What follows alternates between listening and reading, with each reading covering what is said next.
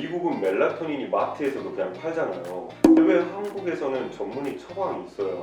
뭐 우선 또 멜라토닌 직구가 많기는 많은데 사실 그 직구들이 효과는 없는 경우가 많아요. 일반 식품으로 분류가 된다는 의미는 전문 의약품이랑 다르게 효능이나 성분 인증을 엄격하게 받을 필요가 없습니다. 실제 검사를 해보면 표시된 용량보다 거의 한 400% 넘게 들어가 있거나, 근데 이게 특히 연구가 아이들이나 임산부한테는 뭐 연구된 데이터가 없거든요. 그냥 식품으로 드시는 거는 애초에 그런 연구가 필요 없으니까 안전하다라고 말할 수가 없습니다. 사실 용량보다 더 중요한 포인트가 이에요. 따라서 약국에서 처방 지원 받아서 사는 멜라토닌은 보시면 다 이라는 말이 들어갑니다. 이런 정말로 효과가 있는 겁니다.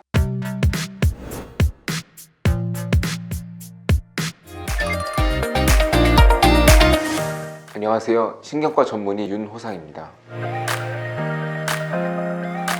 자, 원장님, 그러면 멜라토닌이 정확히 뭐예요?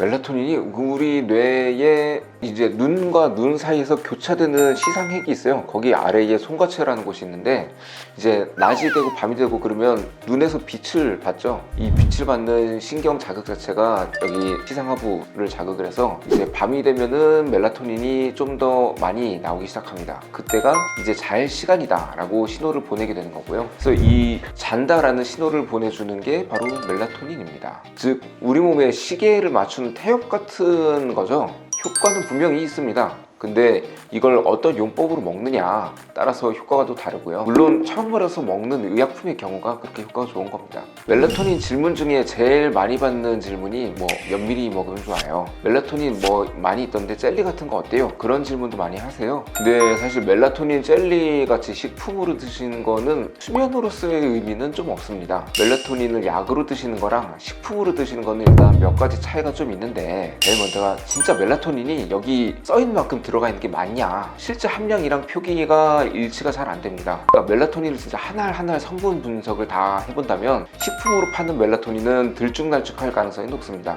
애초에 멜라토닌을 실제 추출해서 정확한 양을 넣은 게 아닐 수 있기 때문인데요. 뭐 멜라토닌 예를 들어서 아몬드 10g에 멜라토닌 0.1mg 정도가 들어갔다 라는 데이터에 근거가 있다고 해도, 아몬드를 100g 정도 녹음축해 넣으면 멜라토닌 1mg 들어갔겠다 라는 식으로 유추해서 그냥 넣는 건데, 이걸 저기 뭐 북한산 아몬드가 다를 수 있고 미국산 아몬드가 다를 수 있고 러시아산 아몬드가 다를 수 있잖아요. 그래서 용량이 좀 들쭉날쭉할 것이다 라는 겁니다. 그래서 일반 식품으로 분류가 된다는 의미는 전문 의약품이랑 다르게 효능이나 성분 인증을 엄격하게 받을 필요가 없습니다. 당연히 원료비 절감을 목표로 할 수밖에 없죠. 이건 사업이니까. 그래서 식물성 멜라토닌이라고 써있는 거다, 식품이다 라고 하면은 일단 어떤 효과를 기대해서 드시기보다는 먹고 좀 효과가 있을 거다라는 그 마음이 편해지는 정도죠. 이걸 플라시보 효과라고 합니다. 이걸 또 홍보를 식물성이니 뭐 안전하니 이런 식으로 이미지 메이킹을 하기가 좋은데, 이걸 좀 더 정확하게 말하자면 식물성이다, 안전하다라는 이미지보다는 좀 더 용량이 들쭉날쭉할 거다라는 게 사실은 좀 더 맞습니다. 좀 더 믿을 수가 없죠.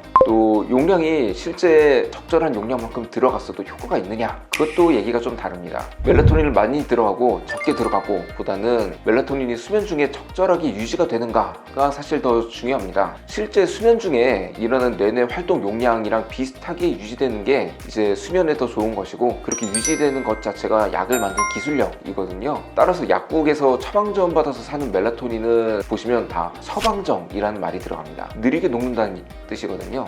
이런 서방정이 정말로 효과가 있는 겁니다. 그러면 미국은 멜라토닌이 마트에서도 그냥 팔잖아요. 근데 왜 한국에서는 전문의 처방이 있어요?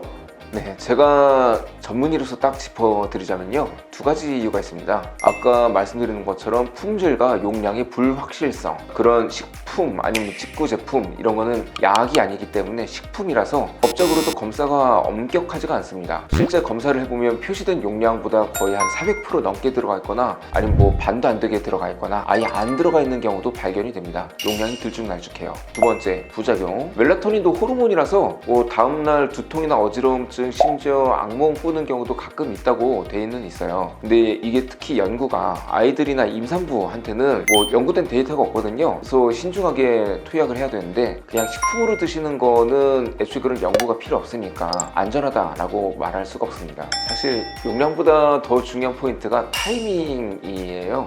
이걸 언제 먹느냐도 똑같은 멜라토닌을 먹는다고 해도 어떤 상황일 때 어떻게 먹느냐가 달라지거든요. 멜라토닌이 아무 때나 먹는다고 자는 게 아니라 이제 수면 주기나 뭐 뇌파 흐름 이런 걸 알고 정확한 시간에 먹는 게 더 효과가 좋습니다. 그럼 원장님 말 다 정리해 보면 그냥 멜라토닌은 수면 관련해서는 사실 그렇게까지 뭐 효과적인 건 아니네요.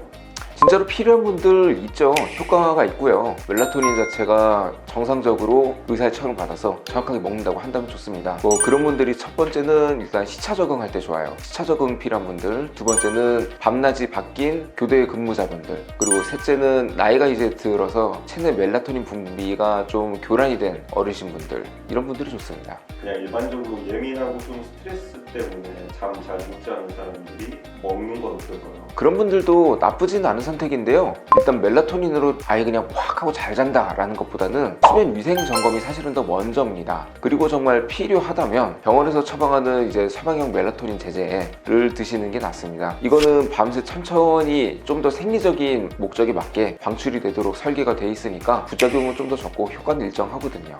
그러면 이거는 혹시 장기 복용하거나 그러면 부작용 요거 사실 논란이 좀 있었거든요. 그러니까 아무래도 생체에 직접 만들어지는 호르몬을 외부로 먹어주는 거다 보니까 장기적으로 복용한 게 맞냐라는 얘기가 나왔었는데 뭐 둘 다 지금 논문이 나와서 뭐가 맞다라고 할 수는 없습니다. 근데 일단 그냥 계속 먹어도 된다라는 논문도 있고요. 한 2개월 정도 먹은 다음에 1개월은 휴약하는 게 어떠냐라는 논문도 있고요. 그래서 요거는 뭐라고 딱 정답이 있을 수는 없을 것 같습니다. 그래도 뭐 안전하게 먹으려면 그 논문에 추천한 대로 2개월 먹고 1개월은 휴약하는 게 어쨌든 안전할 것 같습니다.